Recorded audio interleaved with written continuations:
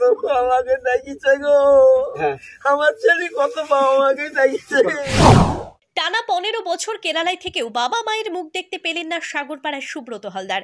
টানা 15 বছর কেরালায় থাকার পর জানুয়ারি মাসে বাড়ি ফেরার কথা ছিল, কিন্তু তার আগেই কেরালার এর্নাকুলাম এলাকায় নিজের ঘরে তার রহস্যজনক মৃতদেহ উদ্ধার।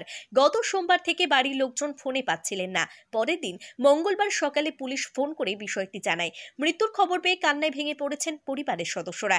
কিভাবে মৃত্যু তা পরিষ্কার নয়। খুনের অভিযোগ পরিবারের সদস্যদের। ওই ব্যক্তির নাম সুব্রত হালদার, বয়স 35 বছর। তার বাড়ি সাগরপাড়া থানার নরসিংহপুর এলাকায়।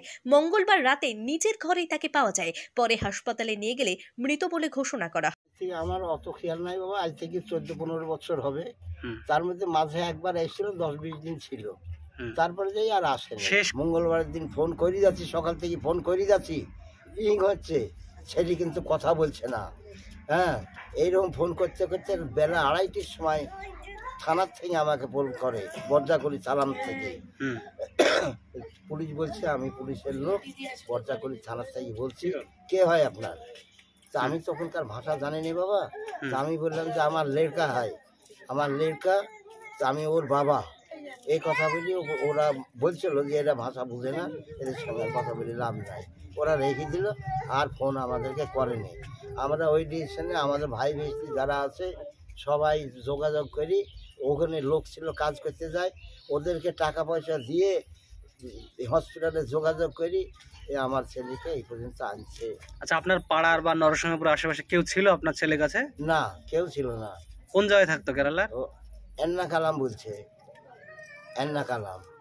আচ্ছা, কি অনুমান হচ্ছে যে কিভাবে আপনার ছেলের মৃত্যু হতে পারে, কি মনে করছেন? আমার মনে হচ্ছে ছেলের কাছে অনেক টাকা পয়সা ছিল, মালিকের কাছে কিছু টাকা পেত, এই জন্য মালিক আমার লোক লাগিয়ে দিয়ে আমার ছেলেকে মেরেছে, এই আমার সন্দেহ হয়।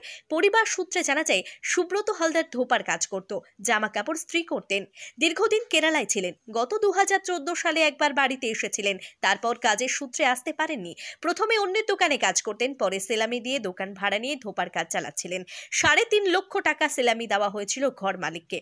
সেই টাকা ফেরত নেওয়া নিয়ে ঘর মালিকের সঙ্গে ঝামেলা হয়ে থাকতে পারে বলে অনুমান পরিবারের সদস্যদের। দোকান বিক্রি করে বাড়িতে আসতে চেয়েছিলেন। সোমবার টাকা দেওয়ার কথা ছিল। বাড়িতে তার বাবা মা ছাড়াও 2 দিদি রয়েছেন।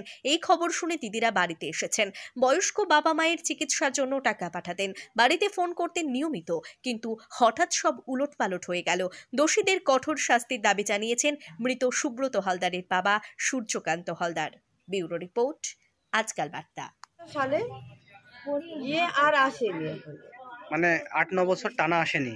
না। কথা হতো আপনার সঙ্গে? হ্যাঁ, প্রতিদিনই, মানে বাবার সঙ্গে প্রতিদিনই হতো। আমরাও মাঝে মাঝে করতাম, ভিডিও কল করতাম।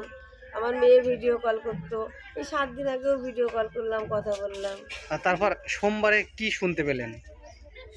25 ডিসেম্বরের দিন বাবাকে ফোন করেছে, যথারীতি যেমন স্বাভাবিক সেরকমই ফোন করেছে।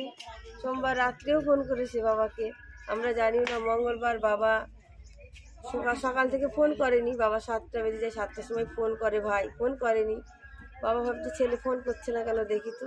বাবা বারবার ফোন করছে, রিং হচ্ছে, কেউ তুলছে না, ফোন কেউ তুলছে না।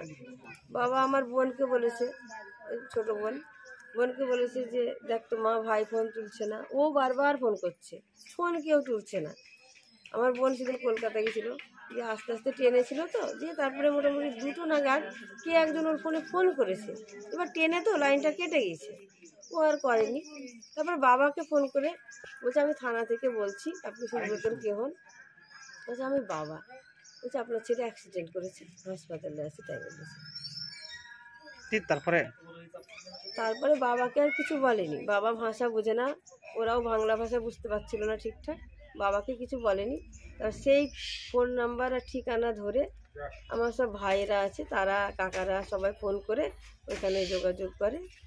তারপরে ওইখানে তখন ভয়েস মেসেজ পাঠিয়েছিল, ভয়েস মানে যা ফোনে করছিল রেকর্ডিং করেছিল, সেটা তখনই ওরা বলেছে এটা। আচ্ছা, কি কাজ করতো ওখানে? ওখানে শাড়ি ধোয়া, ইস্ত্রি, এগুলো করতো।